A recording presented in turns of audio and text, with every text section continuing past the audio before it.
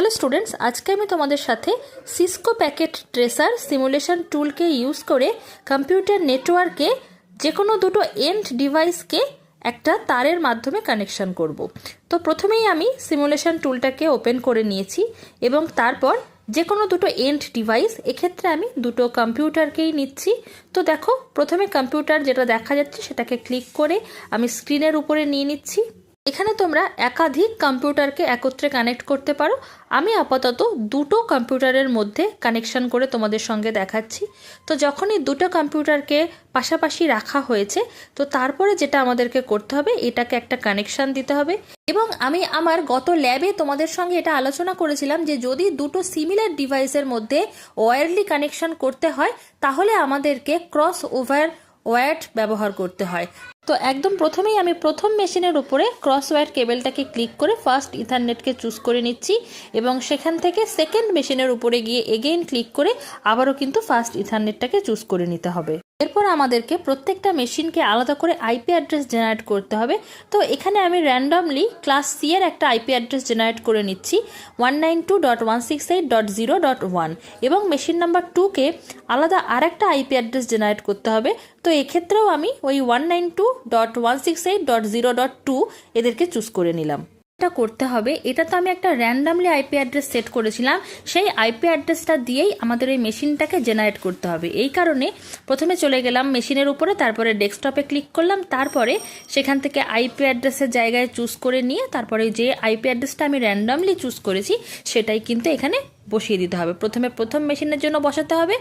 Subnet মাস্ককে click করে দিলে directly চলে আসে, কোনো কিছু টাইপ করার প্রয়োজন নেই। সেমভাবে মেশিন নাম্বার 2কেও কিন্তু জেনারেট করতে হবে। অবশ্যই মাথায় রাখতে হবে প্রথম মেশিনের জন্য যে আইপি অ্যাড্রেস আমি জেনারেট করতে চাইছি সেটাই রাখতে হবে, সেকেন্ডের জন্য যেটা করতে চাইছি সেটাকেই রাখতে হবে, অন্য কিছু করলে কিন্তু কানেকশন হবে না।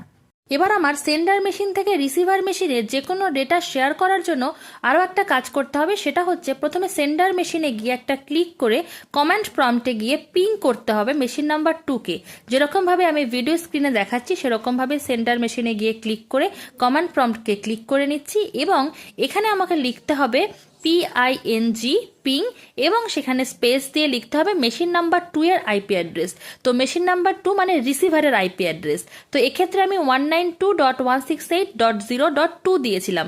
এবার এটাকে ক্লিক করার পরে এন্টার করতে হবে এবং তারপর খানিকক্ষণ ওয়েট করতে হবে। কিছুক্ষণের মধ্যেই কিন্তু দেখো আমার পিং হয়ে যাবে। যখনই পিং কমপ্লিট হয়ে যাবে তখনই কিন্তু সেন্ডার মেশিন রিসিভার মেশিনে যে কোনো রকম ডেটা পাস করার জন্য এলিজিবল হয়ে যাবে।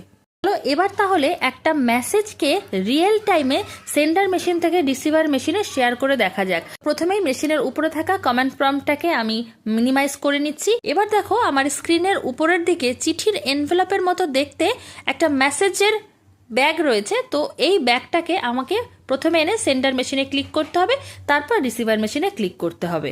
দুটো মেশিনেই যখন চিঠির এনভেলপটাকে এনে রাখা হলো, দেখো নিচে লেখা রয়েছে ইন প্রোগ্রেস, মানে এখনও কিন্তু আমার কাজ সাকসেসফুল হয়নি। এবার একবার প্লে করছি, দেখো এবার কিন্তু আমার সেন্ডার মেশিন থেকে রিসিভার মেশিনে ডেটা পাস হয়ে গেছে। এখনও কিন্তু এই নিচে দেখাচ্ছে ইন প্রোগ্রেস। এবার দেখো আবার রিসিভার মেশিন থেকে সেন্ডার মেশিনে এনভেলপটা এগেইন পৌঁছেছে, মানে এটা একটা অ্যাকনলেজমেন্ট পৌঁছেছে যে হ্যাঁ আমার কাছে ডেটা পৌঁছে গেছে। আর তখন কিন্তু দেখাচ্ছে দেখো সাকসেসফুল। তাহলে বোঝা গেল যে কীরকমভাবে দুটো মেশিনের মধ্যে আমরা কানেকশন করে ডেটাকে শেয়ার করতে পারি। আশা করছি আমার এই ভিডিওটা তোমাদের বুঝতে কোনো অসুবিধা হয়নি। যদি ভালো লাগে তাহলে ভিডিওটা লাইক, কমেন্ট, শেয়ার, চ্যানেলকে সাবস্ক্রাইব এবং তার পাশে থাকা বেল নোটিফিকেশন প্রেস করে আমার পাশে থেকো। দেখা হচ্ছে নতুন কোনো ভিডিও নিয়ে খুব শীঘ্রই। ততক্ষণ অবধি take care and bye by.